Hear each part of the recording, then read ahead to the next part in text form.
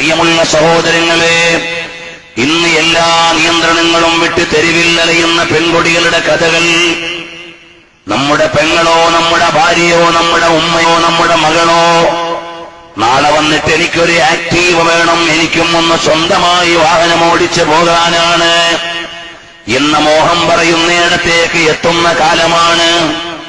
ഗൾഫുകാരന്റെ ആശ്വാസമാണ് ഞാൻ വീട്ടിലില്ലെങ്കിലും എല്ലാ കാര്യവും രാവിലെ മോനെ കൊണ്ടാക്കാനും പിന്നെ മകളെ കൊണ്ടാക്കാനും പിന്നീട് മാർക്കറ്റിൽ പോയി സാധനം വാങ്ങാനും വൈകുന്നേരം അവരെല്ലാം തിരിച്ചു കൊണ്ടുവരാനും എല്ലാം എന്റെ പ്രിയപ്പെട്ട ഭാര്യയങ്ങ് ചെയ്തുകൊള്ളും എന്ന നിലക്ക് സാന്ത്വനിച്ച് എല്ലാ സൗകര്യങ്ങളും ചെയ്തു കൊടുക്കുന്ന സഹോദരാ,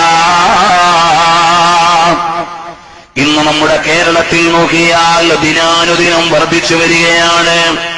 തെരുവിലൂടെ അതാ നഗ്നതാ പ്രദർശനം നടത്തുന്ന പെൺകൊടികൾ ജാടയുടെയും മോഡലുകളുടെയും പിന്നിൽ വാഹനങ്ങളിൽ ചീറിപ്പാറുന്ന കാലം വരുമ്പോ ഇസ്ലാമിന് എന്താണ് പറയാനുള്ളത്? വഖർന ഫീ ബുയൂതികുന്ന വലാ തബറജന തബറുജൽ ജാഹിലിയ്യത്തിൽ ഊലാ വഖിന്നസ്സലാം. അല്ലാഹുവിന്റെ വിശുദ്ധമായ വേദമാകുന്ന ഖുർആൻ ഇന്നലകളിൽ തന്നെ വിളിച്ചു പറഞ്ഞിട്ടുള്ള രീതിശാസ്ത്രമാണ്.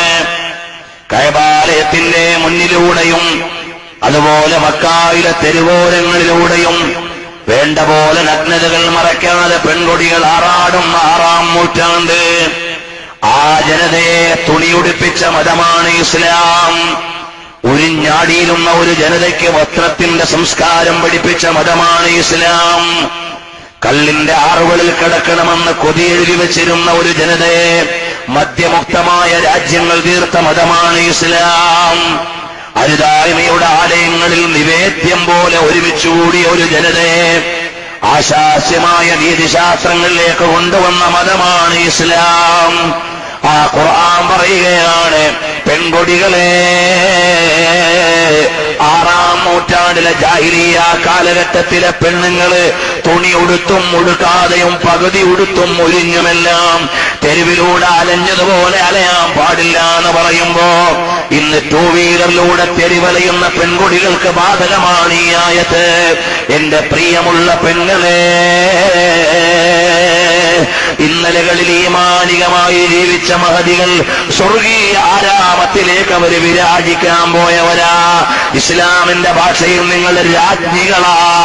അകത്തളത്തിൽ ഇരുന്നു കൊണ്ട് മുഴുവൻ അനുഭവങ്ങളും സന്തോഷത്തോടെ ജീവിക്കേണ്ടവരാ.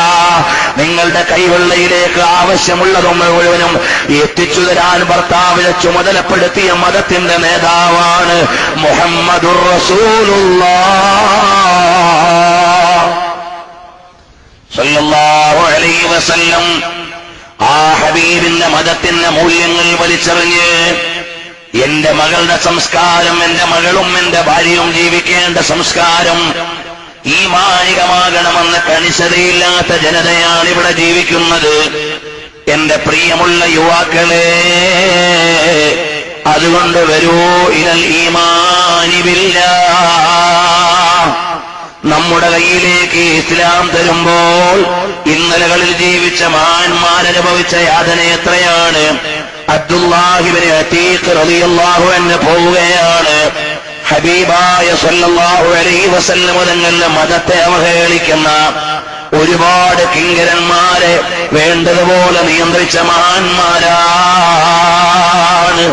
فخرج من المدينة 5 من الخزرج إلى حصن أبي رافع بخيبر.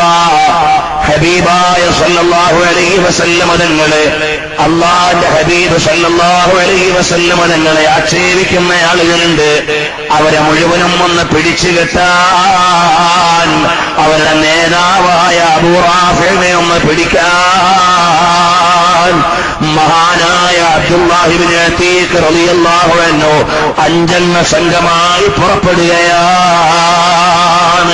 فلما دنوا وقد غربت الشمس وراح الناس. സന്ധ്യാസമയമാവുകയാണ്.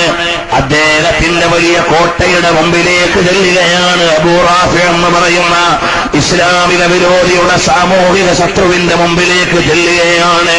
അബ്ദുല്ലാഹിബ്നു അതീഖും 5 പേരടങ്ങുന്ന സംഘമാണ്. ഉടനെ മഹാനവറുകൾ പറയാണ്, ഇജ്ലിസൂ മക്കാനകും വഇന്നീ മുൻതലിഖുൻ, ഞാനിതാ പോവുകയാണ്, നിങ്ങൾ ഇവിടെ ഇരിക്കണേ. എന്റെ ഉള്ളിലുള്ളത് അധികാരത്തിന്റെ മോഹമല്ല, സമ്പത്തിന്റെ പറുദീസയല്ല, അംഗീകാരത്തിന്റെ ആഢ്യതകളല്ല. എന്റെ ഹൃദയത്തിലുള്ളത് അല്ലാഹുവിനുള്ള അചഞ്ചലമായ വിശ്വാസമാണ്. കാരണം കിസ്ബാത്ത് കീ കമീ ഹേ ആഖാ തെരീ ഗലീ മേ ദുനിയാ